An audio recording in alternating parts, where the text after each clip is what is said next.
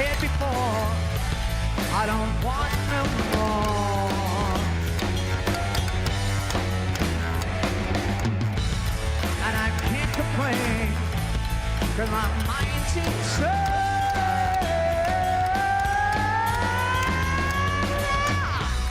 I won't say it again, and I won't even think about it. I just hope you believe me, but I think that you're gonna doubt it when I say it again.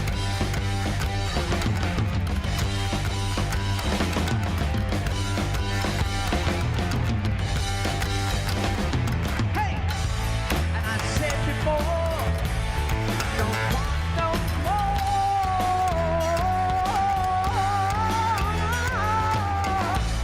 And I can't complain, mine's insane.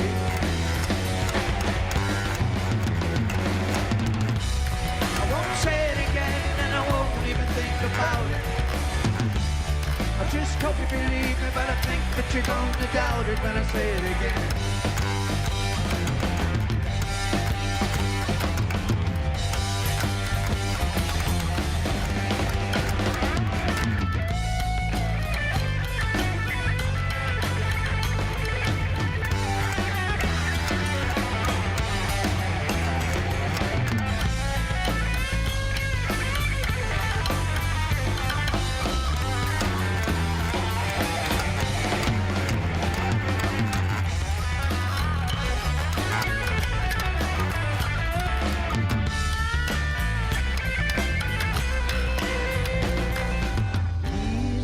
Trees, nothing more to believe.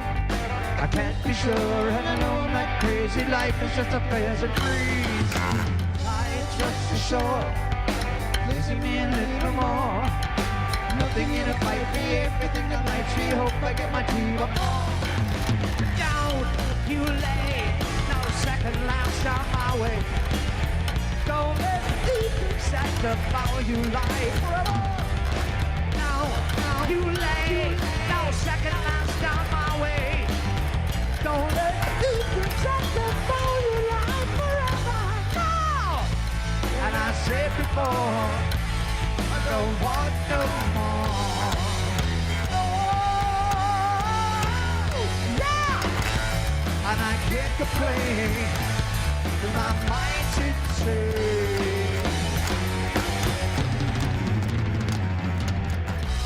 I won't say it again, and I won't even think about it.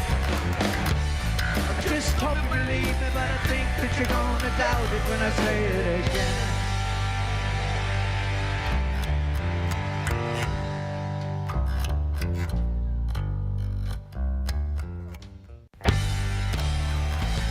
Well, I said before, I don't want no more.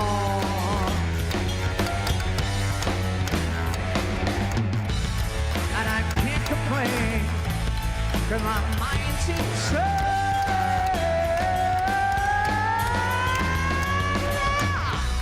I won't say it again, and I won't even think about it. I just hope you believe me, but I think that you're gonna doubt it when I say it again.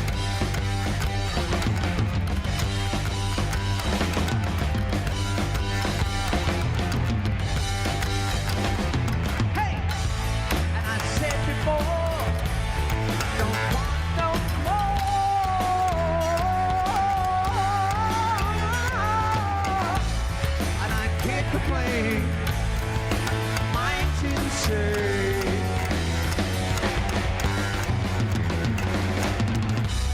I won't say it again, and I won't even think about it. I just hope you believe me, but I think that you're gonna doubt it when I say it again.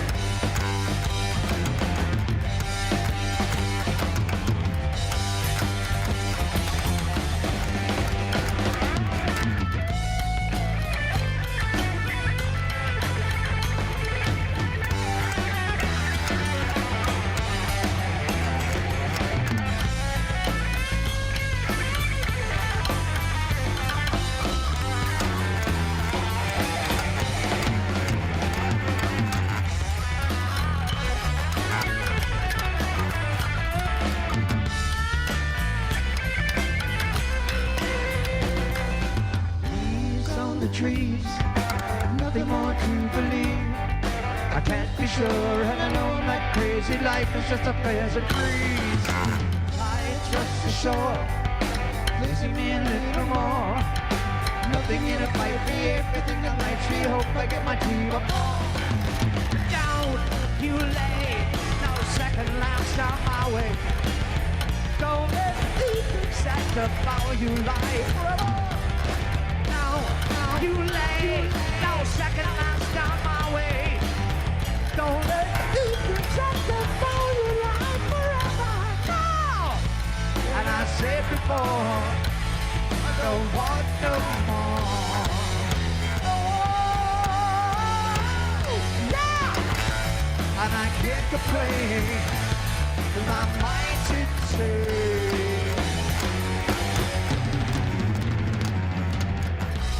I won't say it again, and I won't even think about it. I just hope you believe me, but I think that you're gonna doubt it when I say it again.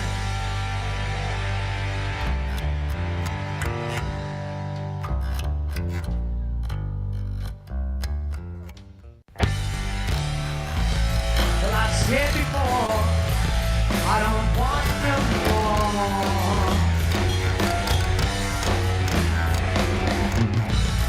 And I can't complain, 'cause my mind's insane.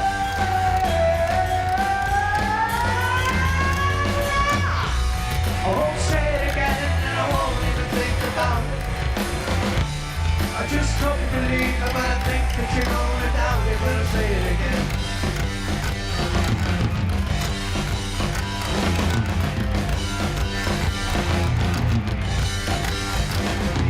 Hey! And I said before, I don't want no more.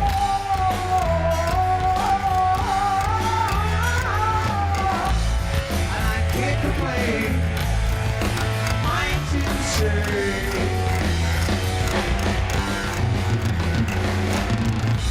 I won't say it again, and I won't even think about it.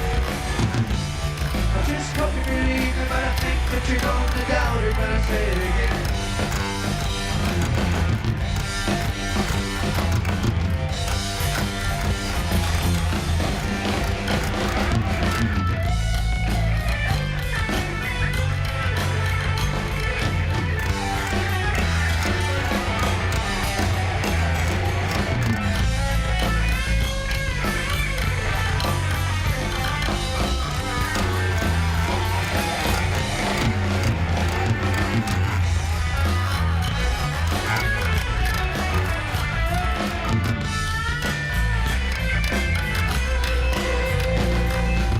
Leaves on the trees, nothing more to believe. I can't be sure, and I know that crazy life is just a pleasant breeze. I trust the shore, listen me a little more. Nothing in a fight, be everything that makes me hope I get my team up. Down you lay, no second last on my way. Don't let the set to follow you like forever.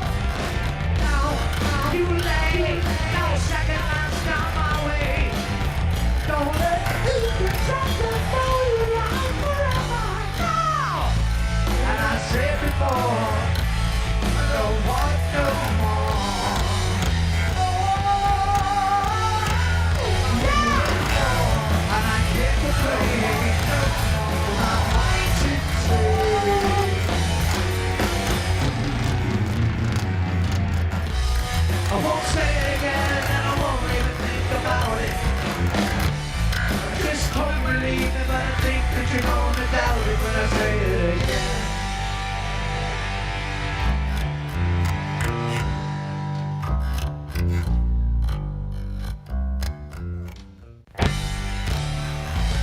Well, I said before, I don't want no more. And I can't complain, 'cause my mind's insane.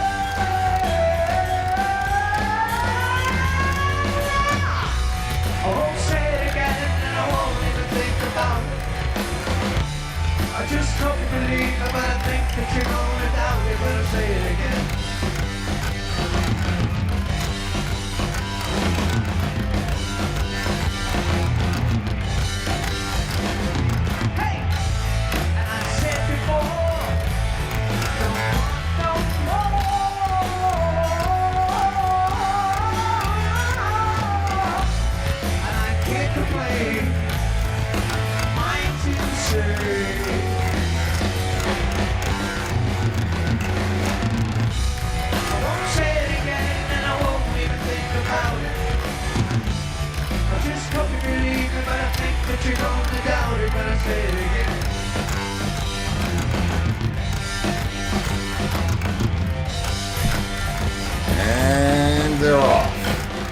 Happy Tuesday, children of the lawn. Way off. They're way off. What? What? Who's they? Us, you and me. We're way off? Way off. Okay, so that was Dr. Hobbs. Yeah. So I wanted to see, because when I first started all this, when I first started this whole thing, there were some copyright issues, right? My guest for today, Crispin Cio, our guest for today, our friend for today, our dressing room hangout, whatever. So anyway, back in the beginning of our broadcasting episode, we got busted for playing different music, whether it was my band playing cover music or whatever it was, and there were some real copyright things going on. I even got busted for playing my own music. So, I thought I would try to trick them today. Because I remember Randy saying that he was getting busted for his own music. And that he was going to write to somebody. I don't know if you know, but Randy Jackson's like a letter writer. He'll write to, he gets, and I don't mean that he writes letters, but I mean he's a diligent seeker of fairness. And he doesn't think it was fair that he should get flagged for playing his own music. I mean, I would have to agree. Yeah. But that's showbiz. So you decided. So I decided, that to play a song that he got busted for playing that he wrote, that we played in Dr. Hobbs. In fact, so I think it was not Zebra. It was not. That was not Zebra. No, that was Dr. Zebra. Hobbs. That was Steve. Did somebody think it was Zebra? Did somebody? No. Larry Hobbs. And Randy, and myself. Mm-hmm. So that would be the Robin Race Zebra Band. Or Rat Robin. Zebra Rat Robin. Zabrat. Zabrat Robin. Robin Zabrat. Ooh. Okay. Getting a little close to the bone. So, okay. So that's why I played that. Because I want to see if... Well, I thought it sounded good.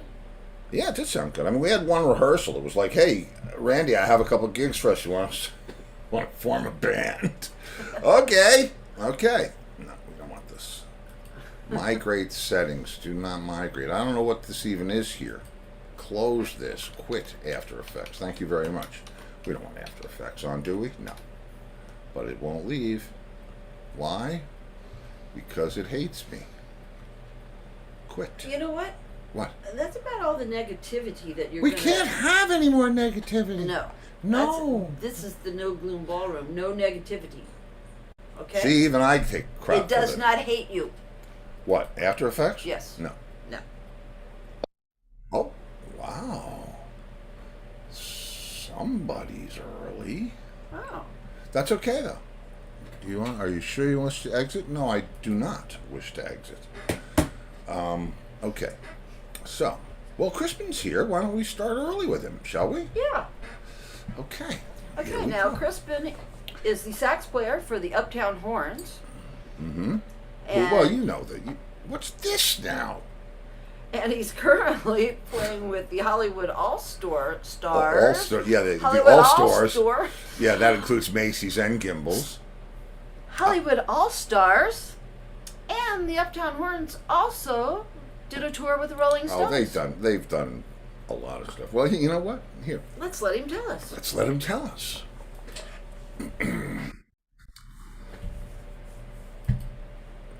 Hey. Hey. How are you? Good, how are you? Good. What's happening? Well, everything. And, everything at the same time, as usual. Yeah, well, I was going to ask you about that. I mean, it's been a while since we chatted. And right. I'm wondering, because I'm watching the business just morph right in front of me, man. It's like, right. It's nuts. And, I'm wondering what it's been like for you guys. What have you, been working, or is there anything, what's going on? It's been good for me, and it's been good for the Uptown Horns. Live music, I think, is a big thing these days. Not everybody wants to talk about it in the media, but it's true. You know what I mean? And I'm not just talking about Coachella, there's several generations of Americans who want to, and all over the world, people who want to hear live music. I mean, one mundane example is the popularity of, cover and tribute bands. You know what I mean? Who, I don't know about your area, but up here in Oh, New England, it's huge. it's everywhere. I mean, it really Um, is. among other things. That's not the only thing, but it's people want to go out and hear music. So that's our whole thing, and that's what my whole thing, anyways. I mean, we're doing recording stuff we'll talk about too, but that's an amazing unintended consequence of all this stuff that's gone on. Well, yeah, because I mean, I was saying to Lori, we've been locked up in this house for 2 years, and it's amazing that neither one of us has any scars or bruises. Right. But I got to figure a lot of people feel that way, and especially, I say this all the time with regard to the situation. I can't imagine if I was in my between 20 and 30, anywhere in that part of my career, and this had happened. I Right. mean, the bus would like pass you by. No, Horrible. I agree, and I really feel for the generations, that's teens and 20s, coming up and dealing with this. But my guess is, based on past experience, there'll be plenty of great music, and it'll find a way to get out. Well, I think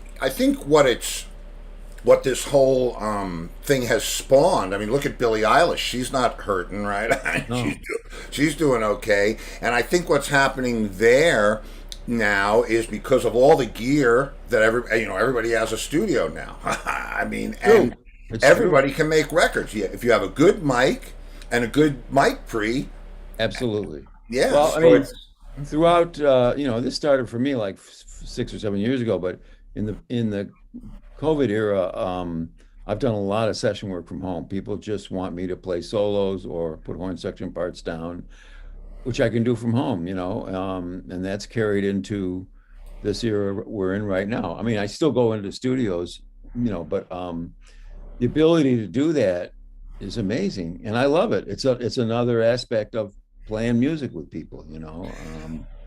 Yeah, I mean, I agree, but well, let me ask you about that because Sure. I mean, I have a studio here, multi-track, so I can cut drums and Right. what goes on here. Right. But I'm wondering, an acoustic instrument, man, that's got Well, to be an interesting set of challenges to get your sound. well, I use yeah, I have worked on it. I use Logic, you know, Yeah. um, and I use it on my MacBook Pro. I have a really good mic for my saxophone and vocals, you know, Neumann TLM 103. Those are Oh yeah, yep, yeah, great this is mic. great. And I've A-B'd it for years on sessions with other stuff. And for the money, that for me is the best sound. And I've really especially during COVID, I really played around with like positioning myself and in my little studio room, and mic position and angle, and all that stuff. And just because, I had the time to do it. And that's very valuable, you know. Man, I did the same thing. I mean, I have obviously. I mean, you're playing a monophonic, instrument. Yeah. So and the sound is directed. I have a big set of drums, so every day I'm in there moving the mics and doing this and Right. doing that. And finally, you get it to that place, and it's pretty cool. So people, I guess, are sending you. They call them stems, but I don't think they're really stems. But No, that what yeah, yeah, happens? sometimes. Yeah, I mean, I've done some soundtrack work where they sent, with a couple of friends of mine who do soundtracks for independent films and stuff. Worked on an Abel Ferrara film during the pandemic that was pretty cool. Would take too long to tell the story, but and let's see, I've done record solo stuff, for people, and you know what, I can take the time to really like craft something, and I've been doing it so much in the last 6 or 7 years that I've gotten better at it, just in terms of that. The other thing I use it for is writing. but Oh, yeah. that's not for really demos I would send anybody, but just for my own writing, you know what I mean? And arranging, because a lot of what I and the other Uptown Horns do is arranging horns, We are doing an album just starting right now for amazing record do you ever hear of Arlen Roth? The guitar Sure. player? Yeah. Arlen is an old friend of mine, and Jerry Jamat, the bass player. Hmm? King Curtis and the Kingpins, and he played on, Aretha's stuff, like Think, he played on that. And then I Say a Little Prayer for You. I know these two guys forever. And many years ago in the early 80s, they asked me to join them in a band backing up Dwayne Eddy. And Wow. we toured all over the country doing that. So ever since then, I've been good friends with them. Well, they're doing an album right now. They finished all the basics up here in the New York metro area of soul classics, instrumental and some vocals. And Arlen is a real, monster on Oh, guitar. I know. I know. And they just called up and said, we really want to put the Uptown Horns on it. So we've written the arrangements. We're going in the studio next week to lay them down. And it's classic stuff, but it's like, and Chris Parker is the drummer, by the way. Oh, wow. Yeah, he plays. So you're talking about, these tracks sound so good, just the raw tracks. And we're they want us to stick pretty close to the original horn arrangements, which we're doing. So it's familiar R&B stuff, it's like some Motown, and some Stax, that kind of thing. But Arlen playing a solo over that, he's so melodic and he's so amazing. So that's, and then the other thing, which I think about, that the Horns have been working on a lot, is Steve Gaspar's group, the Hollywood All Stars. Yes, I do. Yes. Yeah. And we went back we did the EP, and he looks like thanks to you guys, they're doing something with a company, right? Yeah. Well, we went back in and recorded another tune, which is pretty amazing, because the story behind it is, we did that song "Living in America" back in the '80s with James. the Uptown Horns did it with James. Uptown Brown. Horns, yes. Yeah. With and Dan Hartman and Charlie Midnight wrote that song, and Dan produced it, and we did it in California because we were on the road with Robert Plant and the Honey Drippers in 1985, and he happened to be out there, and he said, "I got this thing." Sylvester Stallone called me and told me to write a hit for James Brown for Rocky IV, and we did it. And like 2 months, 3-4 months later, it was number one. Dan was one of my all-time favorite musical heroes. He just was such a great producer, writer, played and he wrote Free Ride, Yeah, sure. so much stuff. And I used to go to his house in Westport, Connecticut, which was where I live, by the way. Exit 18, right? Is it still Exit 18? Yes, it's Exit 18. And before we moved here, I would come up and do sessions for him at his home studio. I did a record with him for Dusty Springfield. Amazing stuff. He did pass away, very sad, but his talent lives on. Well, Steve Gaspar from the Hollywood All Stars dug up the demo that we did for Living in America, which was very similar. A lot of those tracks, like the horn tracks, got transferred over to become the final that were that good,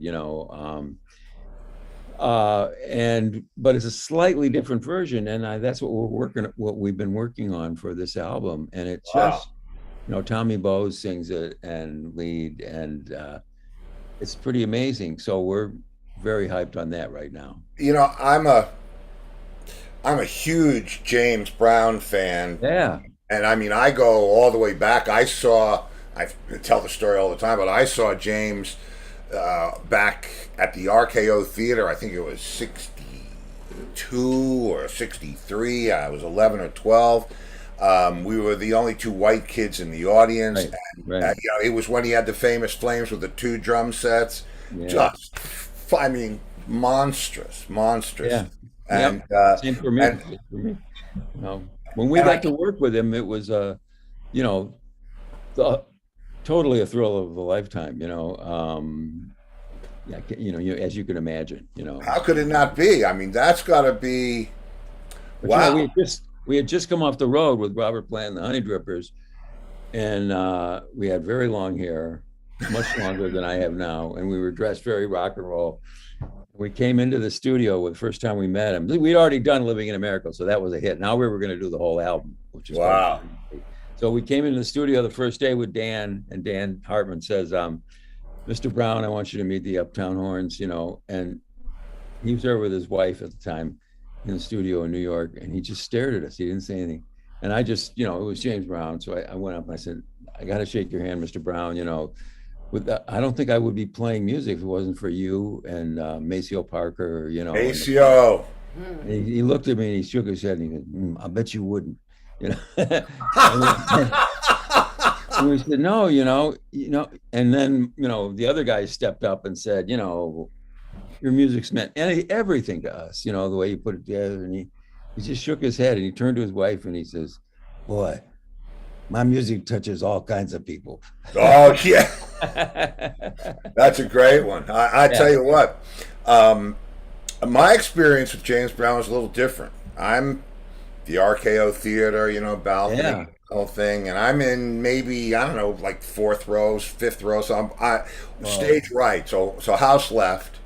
And at the end of the show, he does, the thing with the capes and this and that and the other. He does the capes, and then he has his JB cufflinks. Right. He goes over stage left and throws one out to the girls, and they all go nuts. And he comes over to our side of the stage, and he sees the two whitest little things that he could ever see sitting in the audience, and he throws the thing right at me. And I put my hand out, and I feel it hit my hand, and then blam! I was over. I never saw it again. But what an experience. Yeah, for sure. Yeah. For sure. So, I mean, and you guys have done the walk. Is Arno, how's he doing? Well, I just spoke with him. He was just to bring people up to date, he was in a car accident a couple of months ago that was not his fault. Somebody just veered over the oncoming lane and crashed right into him. He was actually on his way to my house here in Connecticut. But he has, he had a very successful operations on his legs, and he's been in a rehab facility, really good one in Manhattan since then. And he's just about to get released, and he's just about next week to do this session with us for Jerry Jamad and Arlen Roth. Yeah. So he's coming back. It was a pretty serious accident, but he is coming back. He got the best care possible, thanks to his daughter, and she got him in at the hospital for asbestos surgery in New York, and he'll be back. He'll be back.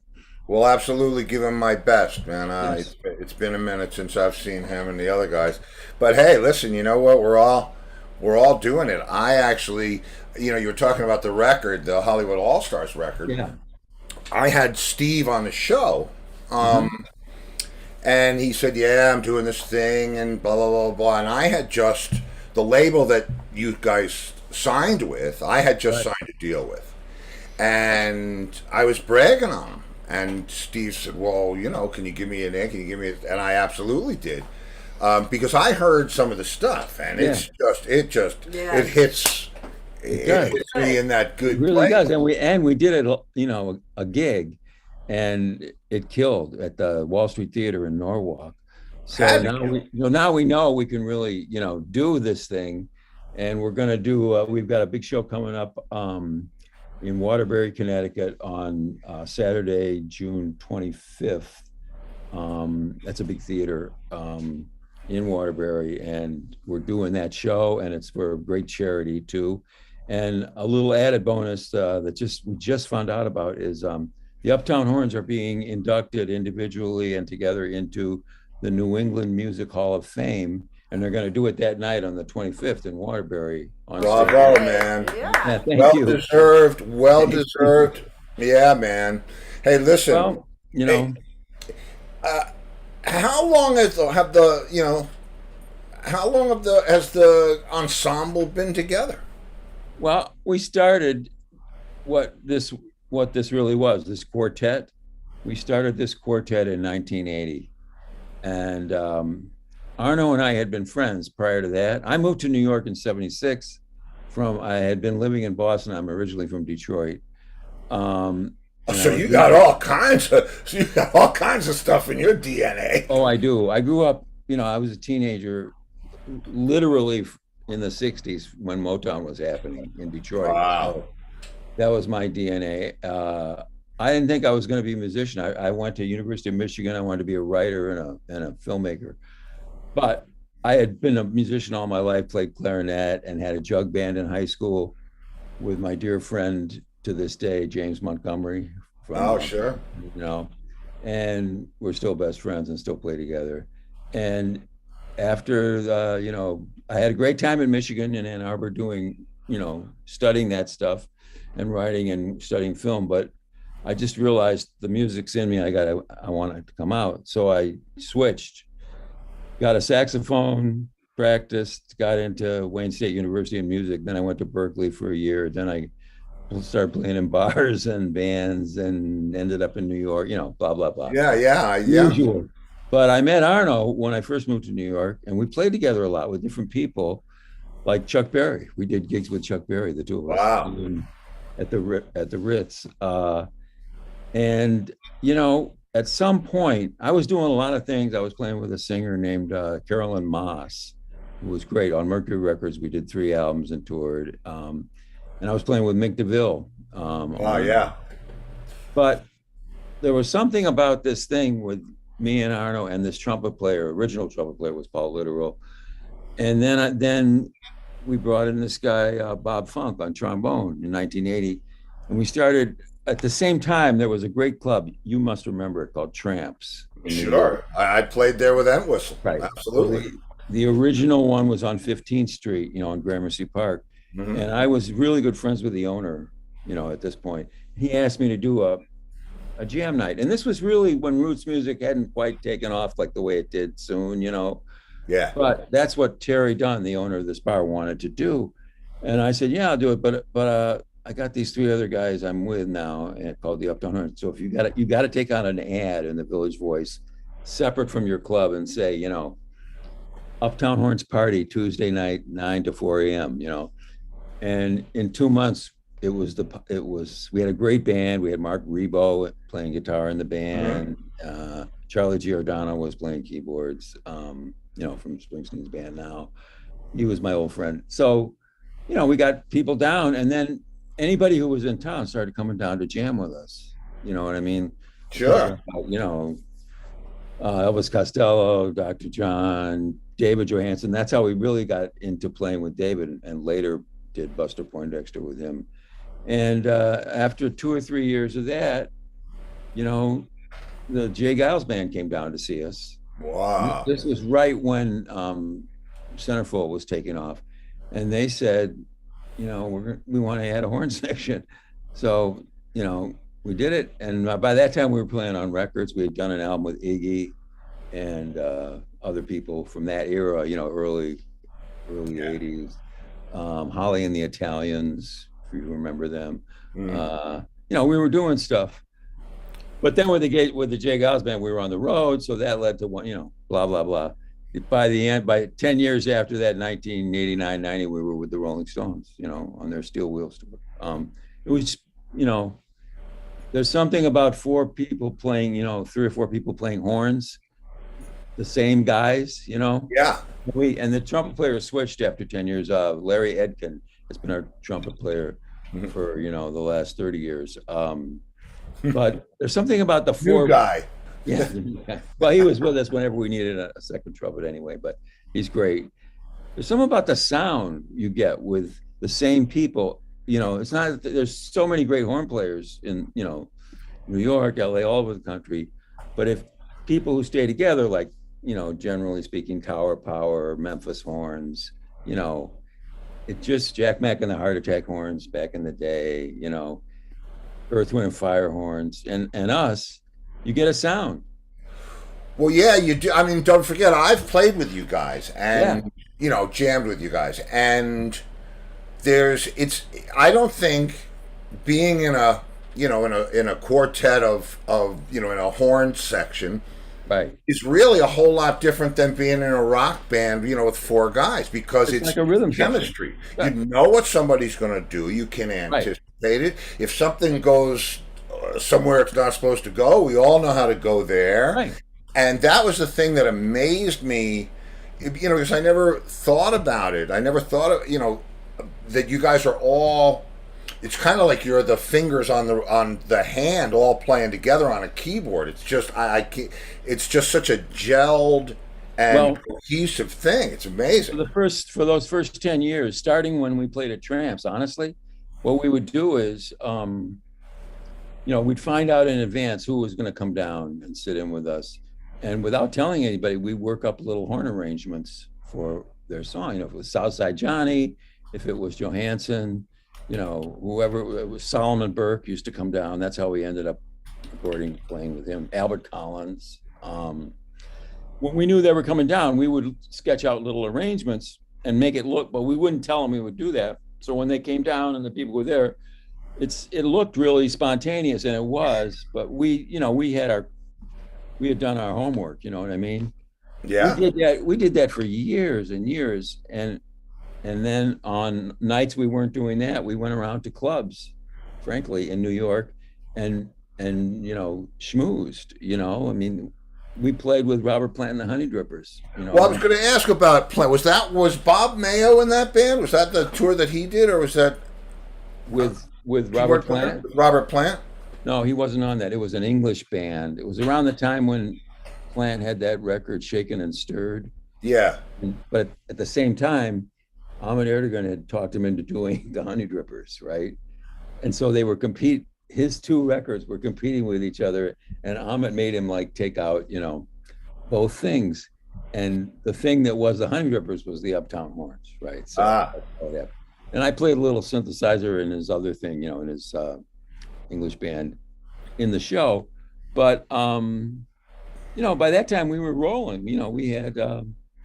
We had played together so much, and we'd been in so many tight situations, frankly, that we just knew each other. You know what I mean? I do. I know exactly what you mean. I mean, you spend 20 years with guys. We went on the road together. It was like so. By the time the Rolling Stones called us, I mean, we'd been around the block a few times. So we were ready. Yeah. Well, let me ask you a question, because I mean, who is there?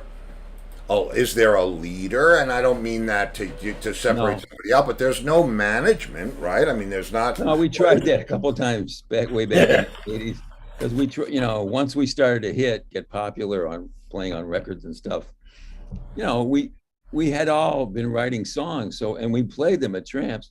So we made demos, and we got to a certain, after we played with the Giles band when they were number one, there was a lot of people saying, God, you got to make a record. We did. We got a one-off deal with EMI in England, and went to England and made it. It didn't go anywhere. We had a band, and after that, what we did was we decided, wait a minute, we're chasing after new wave or whatever. What we're really about is roots music. So then we were in New York, and we had a group called the Uptown Horns Review with some great players. Our drummer was a guy named Crusher Green, who was amazing. He's no longer with us. Tony Garnier was our original bass player, who's been Bob Dylan's MD for years. Danny Dreyer on guitar, Charlie Giordano on keyboards. And we just backed up anybody who came to town. You know what I mean? Like concerts, all kinds of stuff. And we did our own material. We had singers who worked with us. And, we made some sides, we made some records, but it just wasn't in the stars for us to be, it's hard for any horn section to do that, to make that happen, because it's really about singers and stuff. But all that experience for us, the kind of people we are, was music. It was all great music, you know what I mean? So yeah, sure. There is no leader. It's a what do we call it? We call it a controlled anarchy. It's like, but we know each other so well, and we've been through so much, so we it's easy for us to find agreement. Well, the reason, believe me, there's gotta be, and there doesn't have to be, obviously, a point man somewhere. But if somebody wants to get in touch with the Uptown Horns, is that Well, an easy thing to do, or? that typically falls on the original, me and Arno, because we both kind of like were there in the beginning to talk about this idea, and we both had our own connections. He grew up in New York, I came up in Detroit and Boston, New England, and then New York myself. So, between us, we could really, but in terms of our direction and the things we do, we all have an equal voice. Yeah, and no, I didn't. I wasn't even suggesting that there was somebody who was the producer of the show. Yeah. I just meant, somebody has to be the contact. Yeah, because it's not. It's a section. It's not. If you hire the Uptown Horns, you're not hiring a band. You're hiring a section, unless you're hiring the Uptown Horns review or show, whatever it is. And do you do that? Do you guys like? Yeah, we have in the past, more in the past, and I also have a band of my own called Cracked Ice, and that's part of my business. Another thing I do with music, and it started out in the '90s with me doing my original material, Uh-huh. and Charlie Giordano was in that band. Ira Siegel was on guitar. Danny McDermott on drums. It kind of morphed over time, but my family moved out to Connecticut 20 years ago from New York City, where I lived, for a long time. Yeah. And my wife suggested to me, Krista suggested to me, you could do weddings, big weddings, And I thought, I always hated doing weddings and getting hired for it. You know what I mean? But then I listened to her and I started thinking, but if it was my band and I was in control of everything, I would enjoy it, So I've had that going on for a long time. It's I don't really advertise. It's all word of mouth. And we have done weddings in Bermuda, in, Jackson Hole, Wyoming, all over the place, Martha's Vineyard. And I still do them, not as many as I used to, but I love it. I love it because whenever we show up for any party or wedding, they already liked us. Right. I get that. I totally get that. So, like we've done 3 weddings in one family over 10 years, in the horsey country of Maryland, where this family had 3 daughters getting married and, that kind of thing. So I love that, anything that, to me, I'm positive. Music to me is positivity, and anything I can contribute on my own with the horns, with this band, Cracked Ice, to positive vibes about music in this day and age, to me is a plus. Well, yeah, man. I mean, coming full circle, like I said, I don't know what it's like for kids coming up. For me, when I came up in the 60s, 70s, 80s, we were playing 6 nights a week, every week. Sure. For years. Oh, yeah. So I got that, Vietnam kind of training, where you learn about it on the ground and it's, you get it all and you get a lot of it. Yep. But, that I don't know if that scene is even there. I watch these music competitions, and I'm not sure how I feel about that whole thing. Right. Because they're not. I had an idea, and I thought, man, they should get 4 bands, right? And I should get one, you should get one, 2 other people should get one, and we should take the band out on the road for the summer. Nobody knows who it is. You do whatever advertising, and the 4 bands go out there, and whoever winds up selling the most tickets and the most merchandise and the most, that's who wins, because that's the truth. That's ticket sales. That's advertising. That's scraping down the road. So one of you bitches out there in TV land go steal my idea now. But one of our viewers that lives in Detroit wants to know if you ever played at Harpo's, St. Andrew Hall, or the Token Lounge. All 3. I played at Harpo's. All 3. But I'm, definitely older. I'm, still glad to be playing all the time. But so I mean, I go back to, I was in high school in the '60s. So on the East Side, there were places like the Hideout. Like I saw Bob Seger when he was in a band called Bob Seger and the Last Herd. You know what I mean? Yeah. You know what I'm saying? It's like uh, Mitch Ryder. I definitely saw Mitch Ryder and the Detroit Wheels before they had their hits. You know, that's just before I was even doing music seriously. You know, Wow.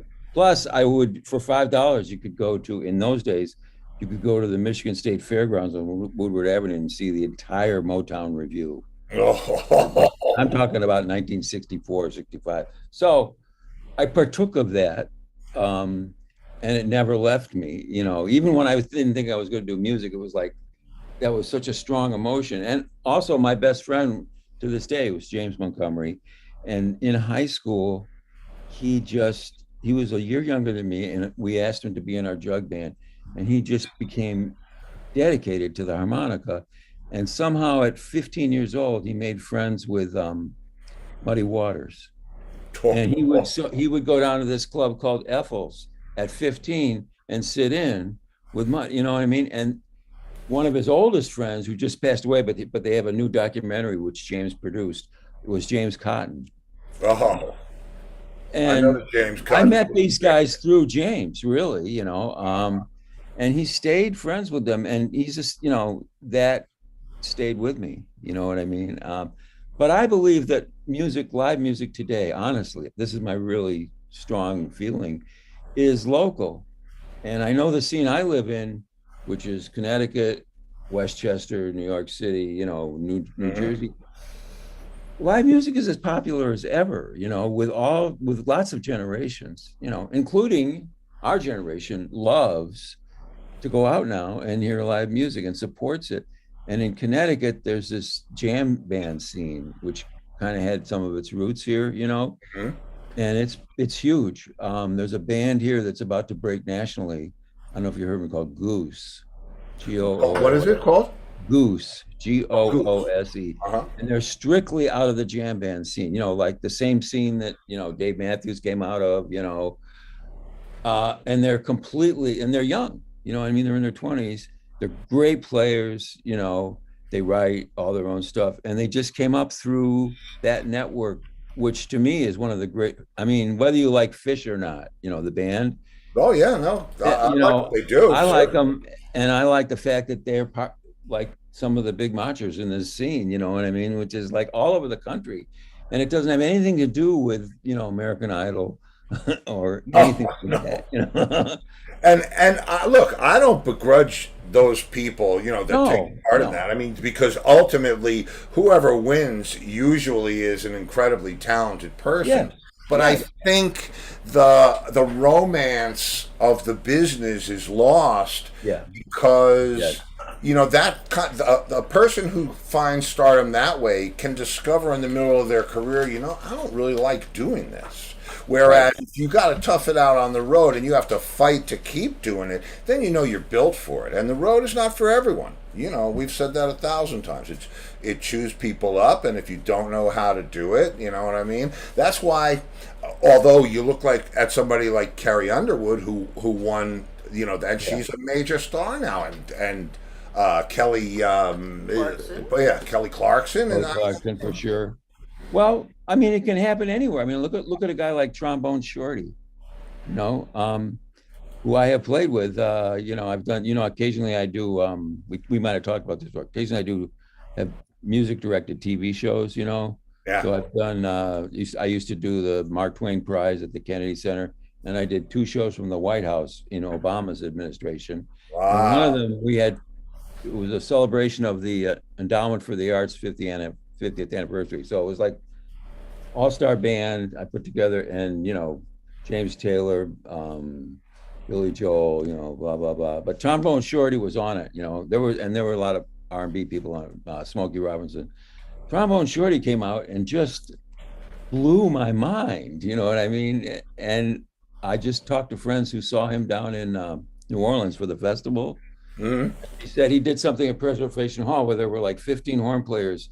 And my friend said, you know, they were all great, but there was only one who like lifted off through the ceiling, and it was Trombone Shorty. So, you know, it can come from anywhere, right? I Well, mean, yeah, it could come from anywhere. I mean, you know, usually the guys that are out in front of everything don't get the kind of recognition Right. the guys who came up behind him and had the benefit of the, Right. that it's just that's just the way it is, man. We pass it on. We do the best we And can. the fact that we love music and we love to play it is now, I believe, what's getting over with people. It's like Agreed. they're finding out that they might have taken it for granted before, but now it's like this prized thing. You know what I mean? Because it's that's why I don't have to advertise for my band Yeah, I doing understand. events, is because people say music really is a deep thing with people, even if they don't know it. And people will say, well, if you're getting married, you have to have this band Cracked Ice because they're the best live band I ever heard. And what they mean is you don't hear it these days. I know. Believe me, So, I know exactly what you mean, and I think same goes speaking for the to horn that, section, by the way. When people hear us, it's like they look at these guys who, and they look at those old guys. Whoa, listen to the way they sound. You know what I mean? It's like that's that's the idea. It's like your yeah. life. Look at Keith There's Richards. there's four fingers that go into every punch, man. Right, That's right. And look at somebody like Keith Richards who's still really doing it for the music. You know what I mean? So I know he's not doing it for any other reason. no, no, it's real. It's real, and that's true across the board. And it's always people are always coming up who are gifted like that. So that's why I have, I'm very optimistic always about music. Well, yeah, and I look, man. We get to live our dream no matter what. In the good times and the bad times, there's good times in the stock market. If you're a trader, there's good times and bad times in everything. I love what I do. When I listen to recordings or whatever, old shows, because now I'm putting together this rarities. Right. Album, and so I'm listening to all these shows that we did 20-25 years ago, and I can feel my shoulders twitching to play the parts. It's Yes. just so ingrained, and it's really it's weird. I'd like to get hooked up to one of those machines and see, but I've been hooked up to enough of those. So The and- show, the Go show, ahead. the show we did with the first show we did with Steve Gaspar and the Hollywood All Stars, this place, the Wall Street Theater, maybe 600 to 800 seats, in Norwalk, Connecticut. We had rehearsed and we cut most of the record, so we knew the music. And as you know, it's an incredible band. Incredible band. I mean, that's why I called the guys up at the label and said, Yeah, I mean, the bass player Scott was with Johnny Winter for years. The drummer has been in the Real Blues Brothers, with Steve Cropper for years. Andy Abel on guitar. He's yeah, sure, yeah. And the singers are amazing. Tommy Bowes was in Tower Power.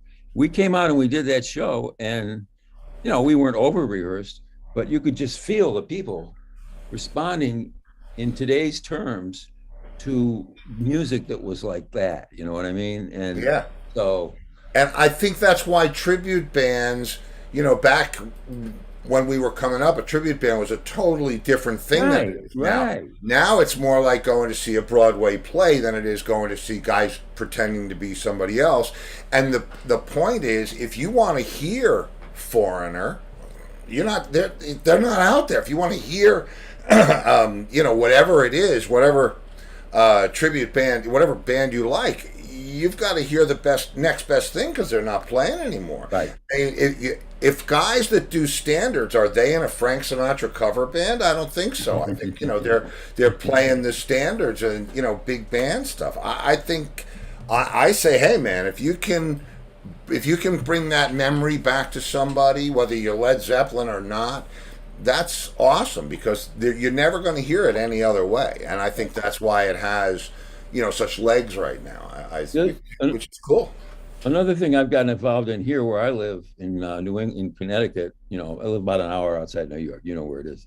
I know where. Believe me, I was from White Plains, so I'm right over the border. Yes. I know it well. Well, I have met people out here who have a thing called Band Central, and they've had it for years. A guy named Rob Freed, and they have their own. They do 12 shows a year, different themed shows with most local musicians and people from New York, and it's to raise money for charities. But they own the charities. They've started halfway houses in Bridgeport, for autistic people, and they monitor, you know, so it's like a local thing, and it's turned into a real thing. I'm about to do 4 shows with them in the area, you know, this in June, starting in June. You know, there's one I think on June 2nd at a new place called the Park City Music Hall in Bridgeport. You know, it's just local, all kinds of local music. Charlie Carter used to do them before he passed. Great guitar player from this area. And I've become enthralled with that whole thing of what music could do today now. Us, you know, what we can do to try and lift, you know, and raise money and, you know, for worthwhile causes and make people feel happy, you know. So I like no, that.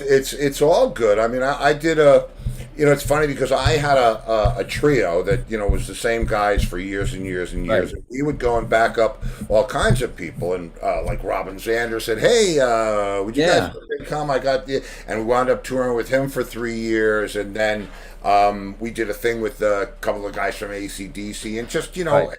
it's just if you're laying down the real thing, it doesn't, you know, somebody's going to figure it out. That's, you know.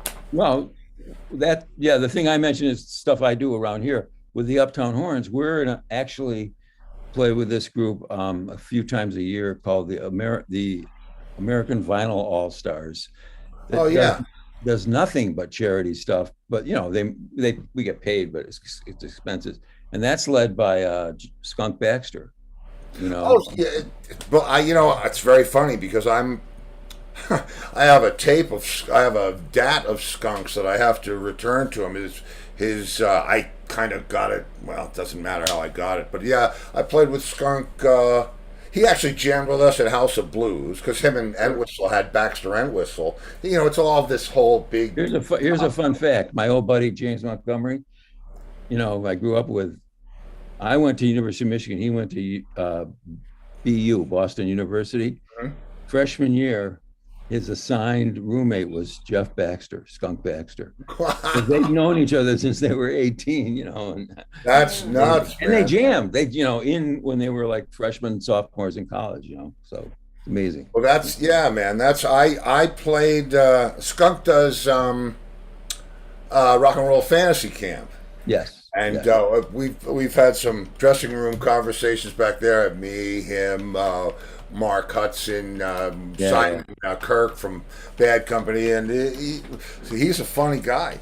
Common. Yes. He is a funny dude. But yeah, I'm going to blow his mind because I have this DAT. I'm going through all my Entwistle shows, and you know, for the record thing, and I find this thing that says Baxter Entwistle. So I called up his manager, who I was working with for a little while, and I said, "Ask Skunk if he remembers that." And it's like, oh, so now I get to be a hero and return an archive. You know. Yes. Yes. Yeah, Wow. that's cool. It's all cool. It's all good. So what's next for you?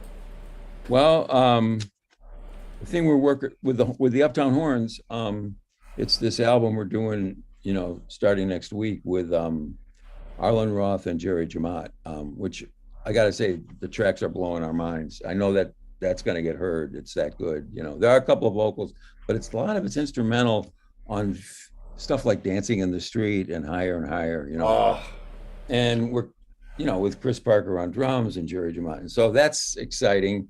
We have a couple shows this summer with, this is all on my website, by the way, crispinmusic.com. CrispinMusic.com. One word, crispinmusic.com.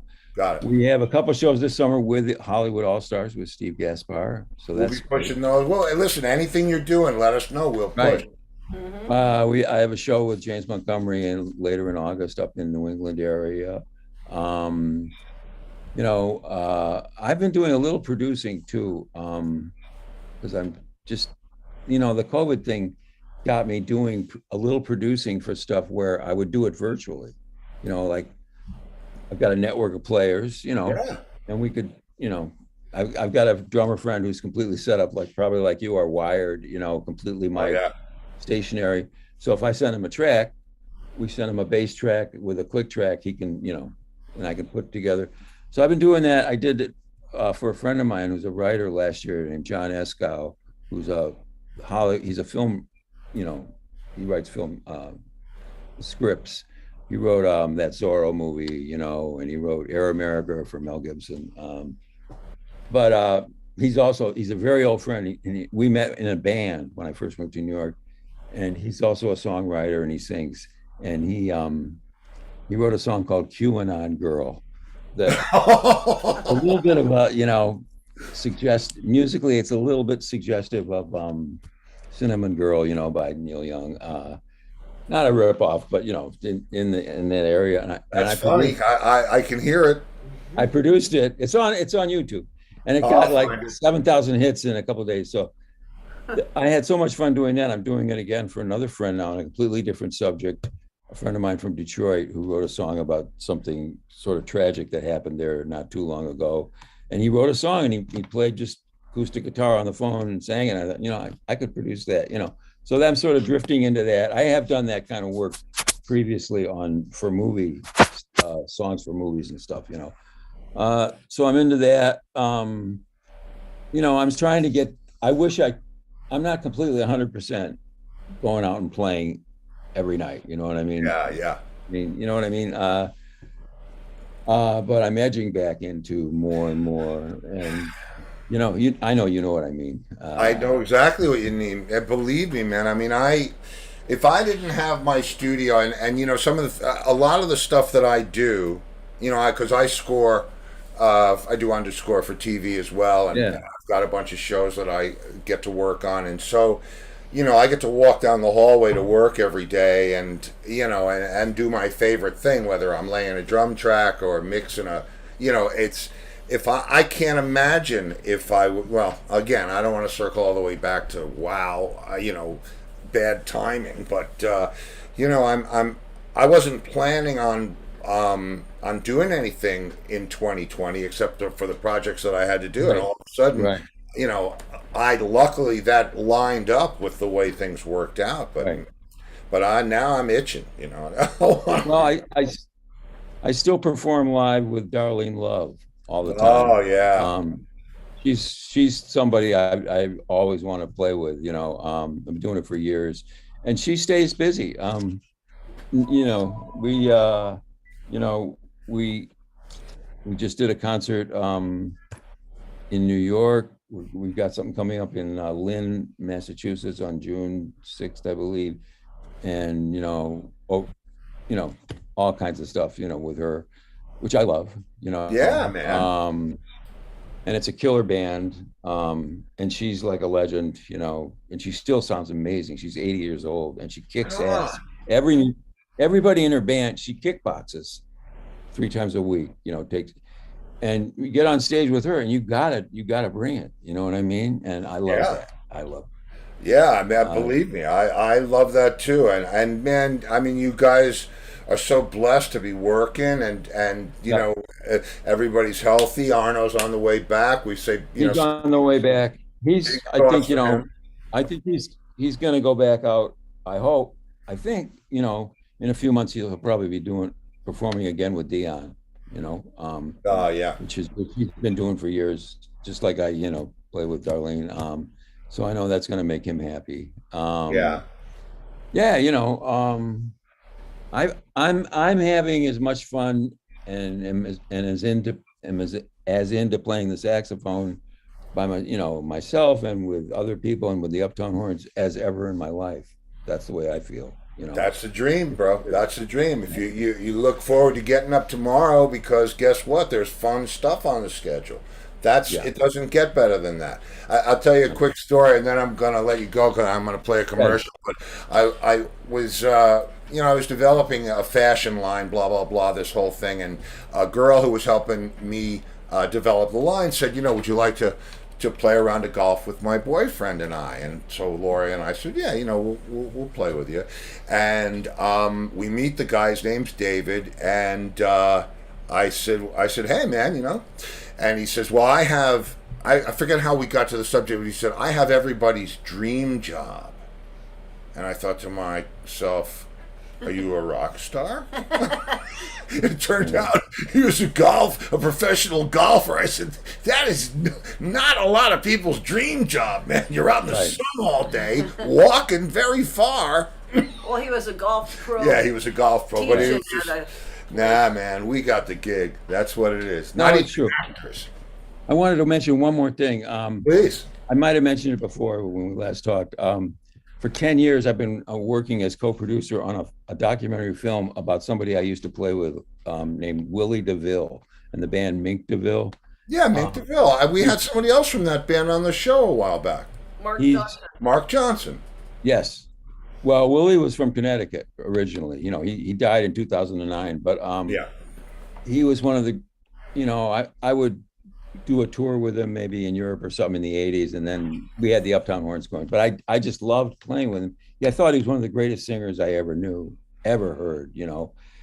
And this guy, a documentary director named Larry Locke, approached me about working on the film because I knew where all the bodies were buried, and all the people. Yeah. And I played with him, and it took a while, but I think this fall we're gonna have some big announcements about festivals and stuff. So, Oh. Let me know, that man. was a labor Shout of it love. out. That was a labor of, but we got people. I got people. I put the people. Talked to the people, got them in the movie. So we have Peter Wolf in there who idolized. Peter was just loved Willie. And I used to play with Peter in the Jay Giles band, so he was happy to do that. All kinds of people. Wayne Kramer from MC5 Oh, sure. knew Willie pretty well. He had some great things to say. Benny King, the late great Benny King, adored Willie's voice, and I got him. We interviewed him, and and there's a lot of footage, great performance footage, and there's sadness in the story, but he was a musical triumph as far as I'm concerned, and I just wanted to do it to get his story out. So that's Yeah, I get that, bro.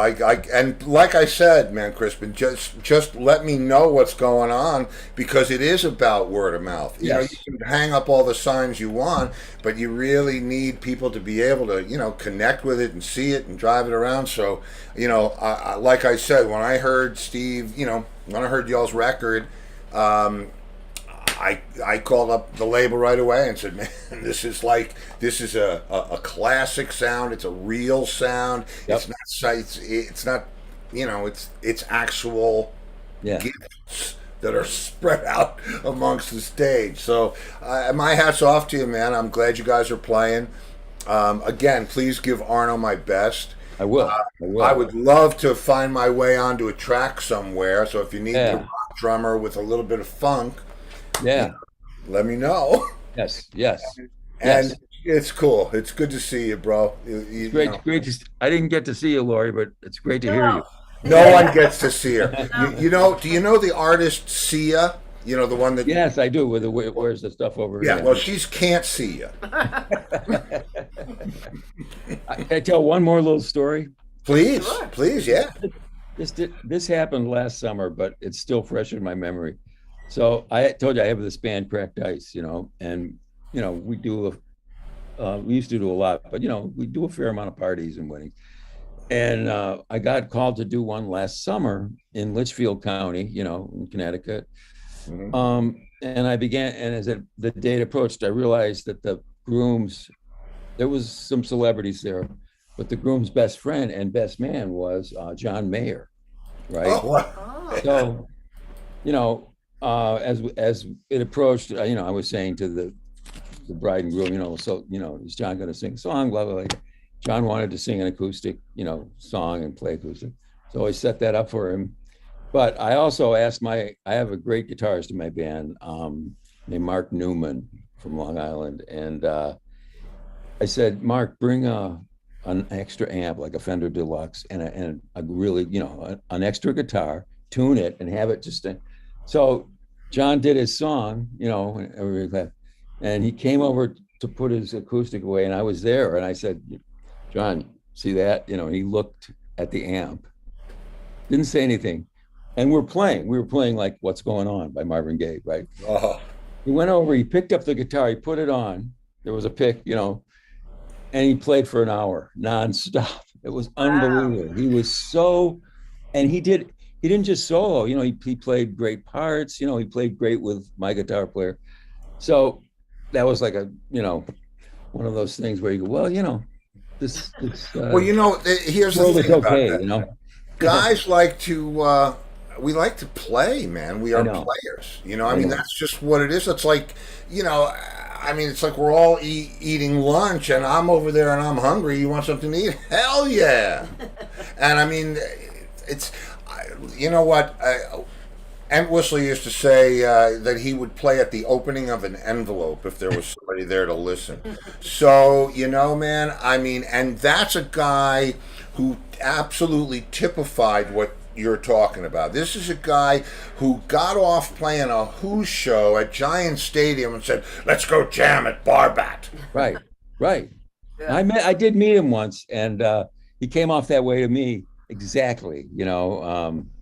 That's he was complaining about Ent Whistle that didn't want to work enough. Like that, and this was like way back. In the 80s. Townsend, yeah. Yeah, it was Pete that didn't want. Yeah, Pete.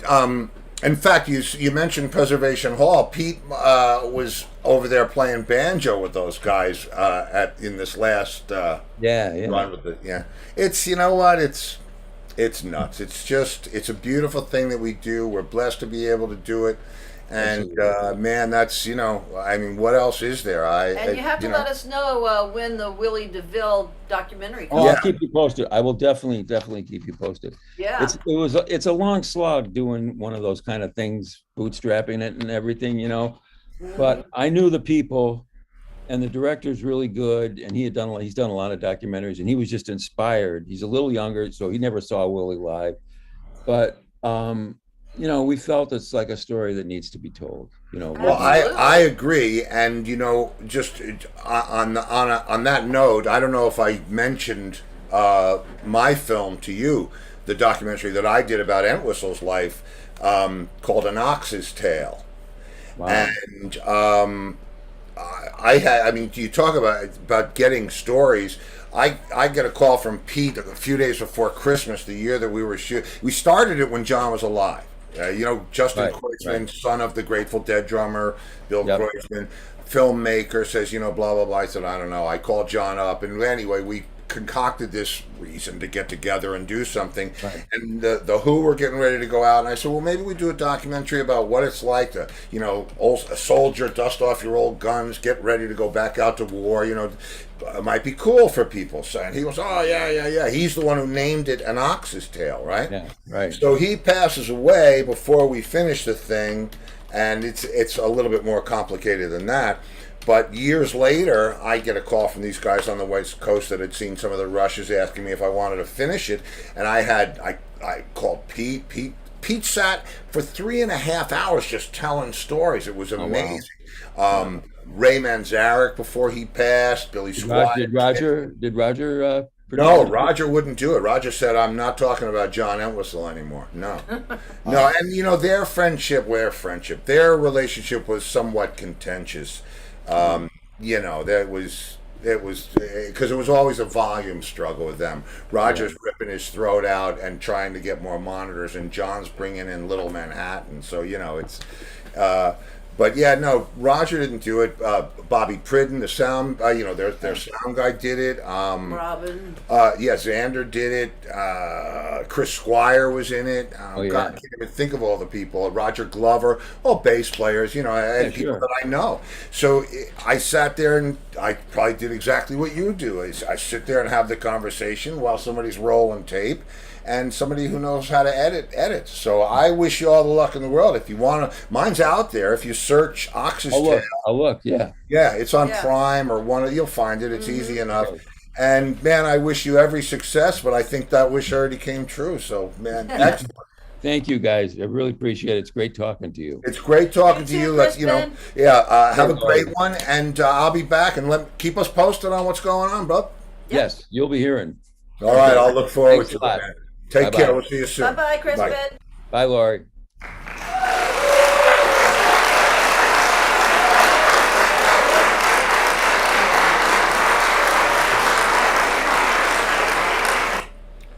That is one talented man. Yeah. All those guys. And again, Godspeed to Arno.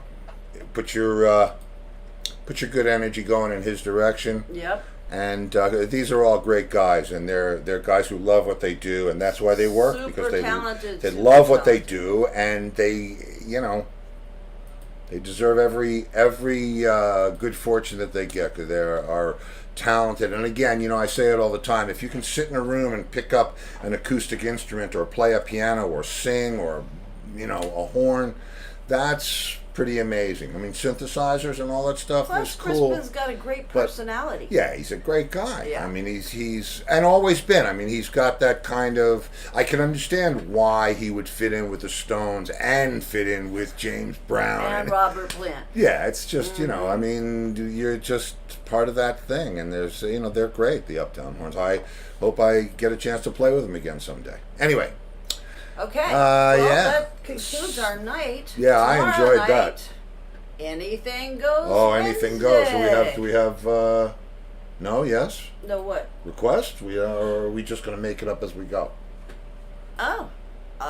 No one put in any requests. Nobody wants to hear anything. Okay, that's all right. Okay, we will surprise That's all right. you. We'll surprise you. Yes. Yes, Yes. we Oh, will. yes. Okay. And so, big thank you to Crispin CO, the Uptown Horns, the Hollywood All Stars, Steve Gaspar, and our mutual label, Deco Entertainment. So, on that happy note, if I don't see you in the future, I'll see you in the pasture. Good night, everybody. Oh, thank you, Lori. What? Thank you, Lori. What happened to Lori? You got to send her stars. Okay, so Sue says surprises are good. Good night, everybody. Okay, See you kids, tomorrow. we're out of here. See you tomorrow. Take care. Do I know where it is? I know where it is. I know it. The button's not working. It was a perfect show. All right, it was give me going back along. the buttons. What? You want the buttons back? Not tonight. I'm gonna give them to you. Not today. Why can I not find the end of this freaking show? Oh well. Okay, I'll go with this.